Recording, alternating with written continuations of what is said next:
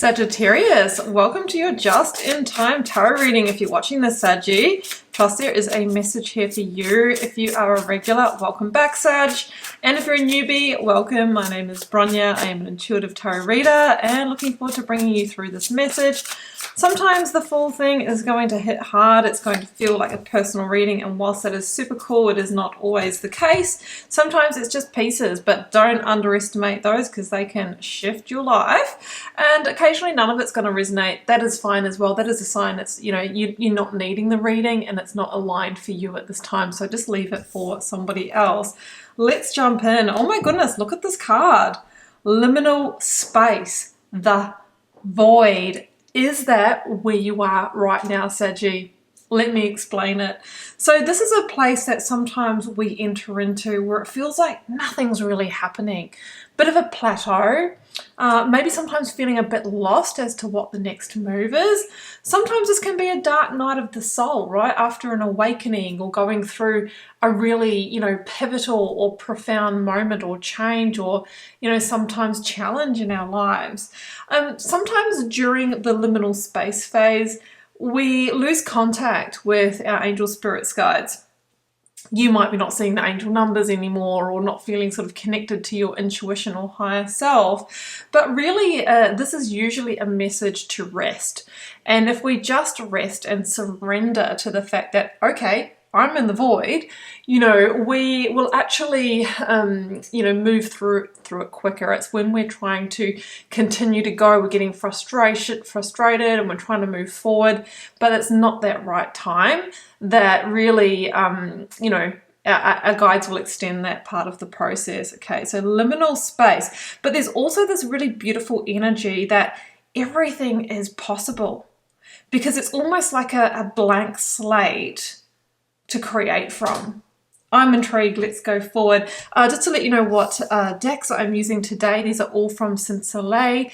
I have the Child of the Universe Oracle. I am using the Mystic Dreams Advanced Tarot for a Major Arcana pull. And then I'll be working with the full Lucid Dreams Beginner's Tarot.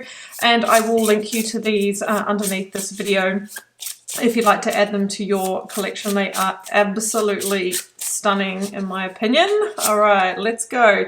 The moon. All right, well, how perfect, because the moon also talks about being a little bit in the dark, right? It can talk about that space between looking for the new path and the path appearing, but feeling like it's getting near, but we're just not quite there. I feel that in the time around this reading, you are going to start to feel those little intuitions or those little shifts, those shards of light are going to start coming into the void space for you. So the moon talks about hidden paths being revealed. It can also ask us to look into our own shadow aspects, our own dark corners. Where might I be holding myself back? Where might I be extending the void, right? Am I pushing and getting frustrated and trying to keep going when the universe is saying, you know what, Sag, you need to stop. This is your resting time. So just try and be really tuned into yourself at the moment as to, what is happening around you, within you.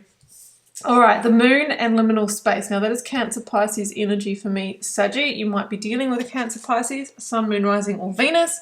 You might have a significant placement. I would also look at your moon placement in your birth chart and maybe watch that video as well with that coming through. All right, full tarot.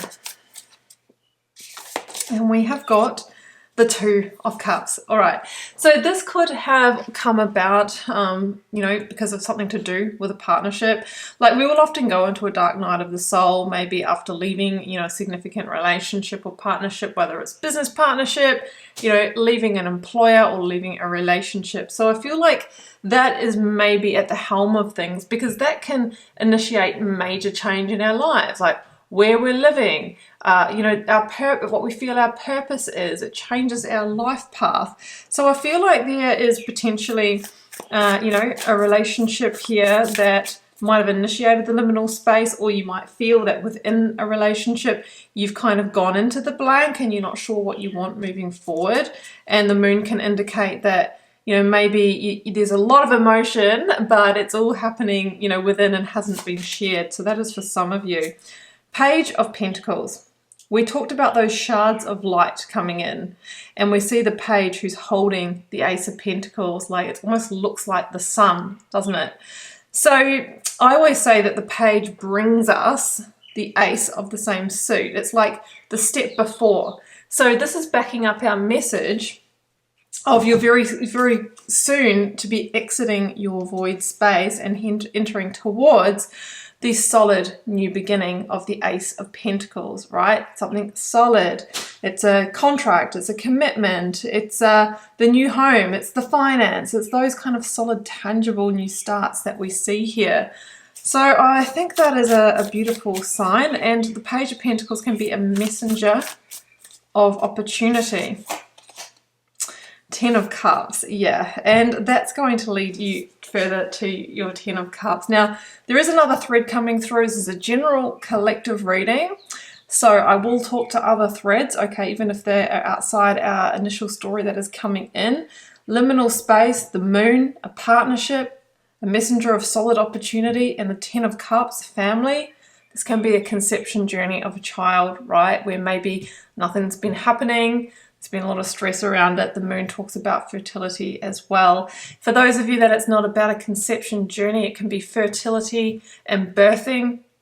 Something else that leads you towards your Ten of Cups. Like I said, are you trying to, buy a home? Ace of Pentacles. Are you trying to increase your finances so that you can reach family or best life goals? Ten of Cups. There is a linkage here.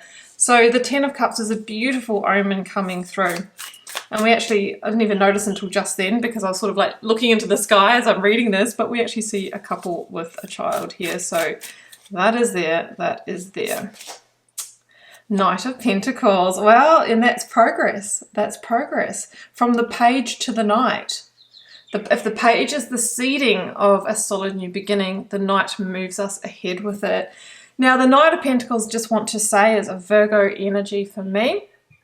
And it is the slowest moving Knight in the tarot. This has been a slow journey. You've been in the void for some time.